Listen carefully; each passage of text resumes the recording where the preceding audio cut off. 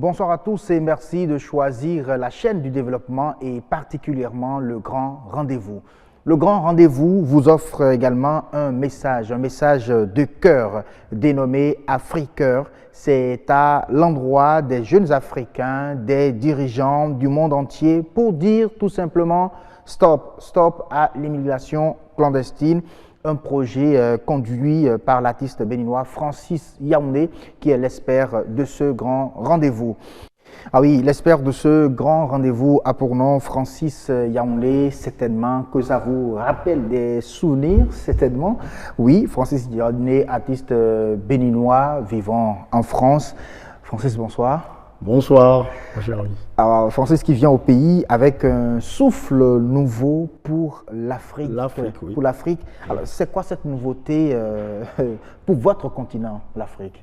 Voilà, l'Afrique est un continent qui est riche et l'Afrique ne mérite pas de voir ses enfants et sombrer dans les eaux internationales. Il y a des images qui choquent. Et si à notre époque, on peut parquer jusqu'à 700 000 Africains en Libye et de les sortir pour des marchés en disant mais celui-là il mérite 500 € et puis on dit non, j'ai pas 500 €. Et puis on dit voilà, il a une belle dentition, il a de beaux muscles, et puis finalement on le prend à 300 € ou à 200 € et on l'enchaîne et il suit là-bas en Libye, ou encore ce monsieur dont j'avais parlé dans une autre émission qu'on a interviewé dans un cimetière, c'est à Zarzis. Zarzis, c'est une ville tunisienne à une 60aine de kilomètres de la Libye. Et donc, le journaliste avait interviewé le monsieur dans un grand cimetière et qui explique pourquoi ce cimetière. Et donc, il expliquait que lui, il n'avait pas choisi d'avoir sa maison à côté d'une plage et que depuis 10 ans maintenant, quand il sort, qu'il y a toujours 4 à 5 corps des Noirs qui flottent sur la plage. Depuis 10 ans. Et donc, en tant que musulman qui ne peut plus, avec sa foi, qui ne peut plus supporter de voir les corps des Noirs comme ça tous les jours sur la plage. Et donc, il a demandé aux autorités tunisiennes de lui donner un grand cimetière et il les enterre. Et il présentait aussi les tombes et il disait, ça, c'est une Nigériane, parce qu'il y avait des éléments sur elle, sur le corps. Et il dit, c'est une Nigériane que j'ai enterrée là. Mais le Nigeria, c'est le premier producteur du pétrole du continent africain. Ouais. Et puis, il y a l'autre vidéo d'un Camerounais qui disait, mais l'alerte de CNN en novembre 2017 sur la vente des Noirs en Libye. Mais il dit, mais vous n'avez rien vu. Que lui-même, il a été vendu à 225 € et que de ses yeux comme ça, qu'il a vu des zodiacs de 400 à 500 Noirs, une dizaine de zodiacs, que les bandits coulent, les trafiquants, au large de la mer, et dans les profondeurs abyssales. Ils coulent tout. Ils font exprès. Ils font exprès. Et tous ces gens se noient et qui crient au secours. Et il y a personne. Et il dit après, ils vont creuser une grande tombe fausse comme ça là. Et la mer rejette tous ces corps. Ils foutent les corps dedans. Et il dit, vous allez croire que c'est pour les enterrer. Mais vous vous trompez. Et bien, c'est là que le trafic des dons d'organes commence. Et bien, les riches saoudiens qui ont besoin des reins, ou l'autre, on leur propose, voilà, il y a les nègres qui sont là, vous avez besoin des organes. Donc, non compris. Il y a tout un business qu'on ne voit pas. Beaucoup de business. Voilà. Beaucoup de business. Et cela se passe à notre époque. Et sur les réseaux sociaux, il y a les vidéos. Et les gens crient au secours. Mais quand on a son enfant qui se noie à la maison, depuis plus de 10 ans, 15 ans que le pape François crie au secours, en disant que la Méditerranée est devenue le cimetière des migrants africains et autres. Mais est-ce qu'on attend l'alerte de CNN en novembre 2017 pour aller sauver son enfant si on a son enfant qui est en train de se noyer à la maison. Noyer à la maison. Pourquoi les Africains de la diaspora? Moi, ça fait depuis 2012 que je donne tout avec une équipe d'une douzaine de collaborateurs métropolitains et tout ça pour Africa 54, avec des milliers de t-shirts distribués, même aux élus de Marseille, à Paris, à des chefs d'État africains. Donc vous trouvez une solution donc, à ce problème que vous venez donc, de décrire. Je lis sur la présentation par exemple de Africa 54 les mots tels que nourrir, soigner, créer des emplois, loger et éduquer.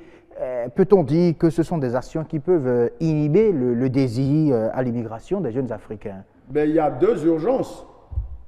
Quand quelqu'un est malade, oui, il faut des soins. Ben, la cause, pourquoi? Eh bien, il y a quelque chose qui ne va pas. Donc, l'urgence, Africa 54 est assis sur 4 piliers. Quand les êtres humains se lèvent, ils ont besoin de manger. Donc, nourrir les gens. Quand les gens sont malades, il faut les soigner. il faut les soigner. Trouver du travail aux jeunes dans le continent africain. Et puis l'éducation. C'est ça, les choses essentielles. Ça, c'est la première urgence.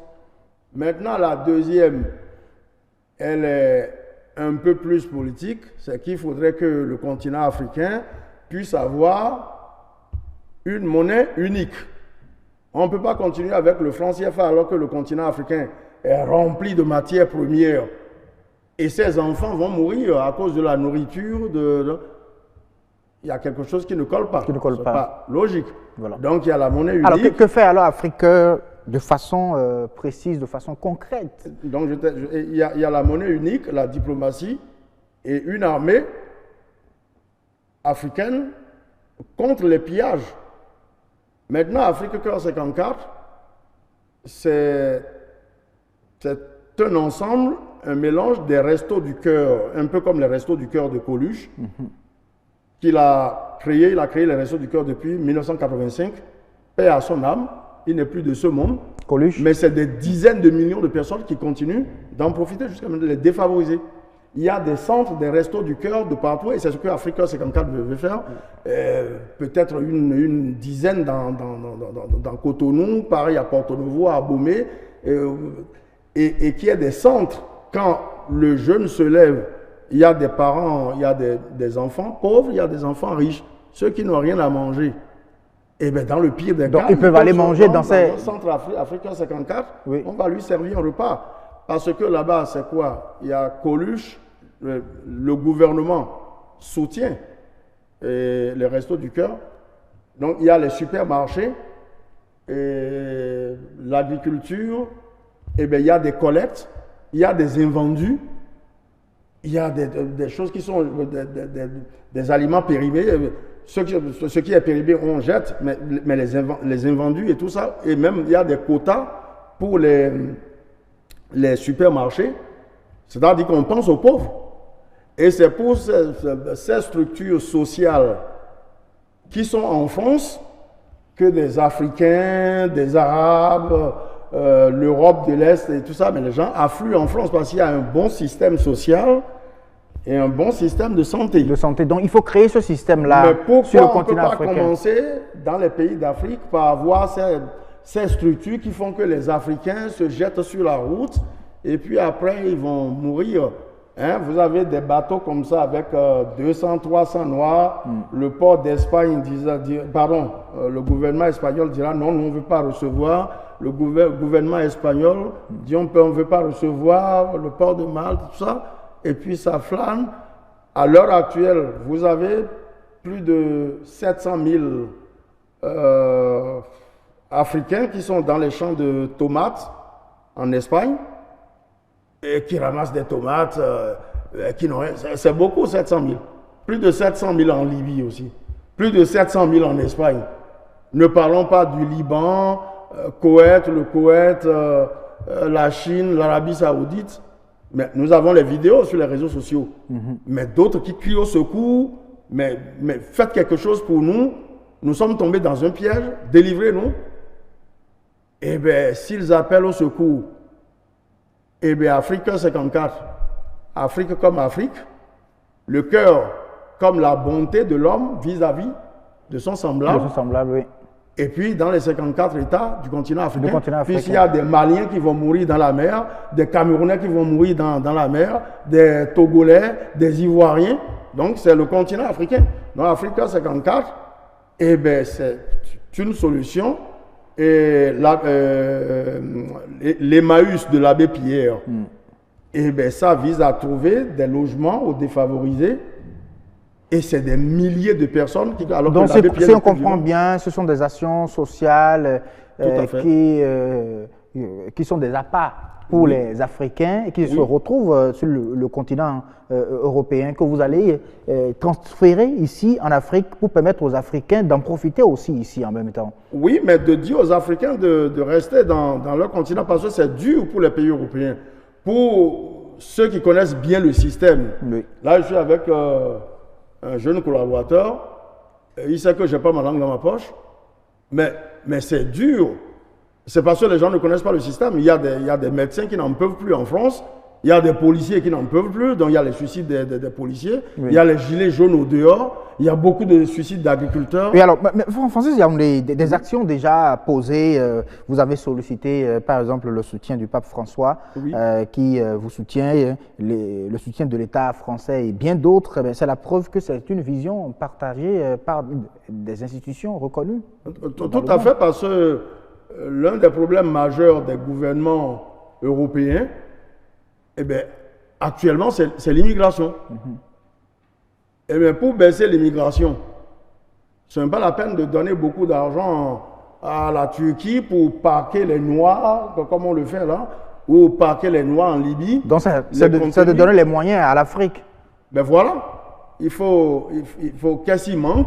Pourquoi ces gens quittent leur pays pour prendre la route, croyant que c'est l'Eldorado? Si c'est l'Eldorado, pourquoi un jeune Ivoirien a pris la route, il n'y a pas longtemps, je crois que c'est l'année dernière, il a pris la route de Paris, il voulait marcher de Paris à Abidjan.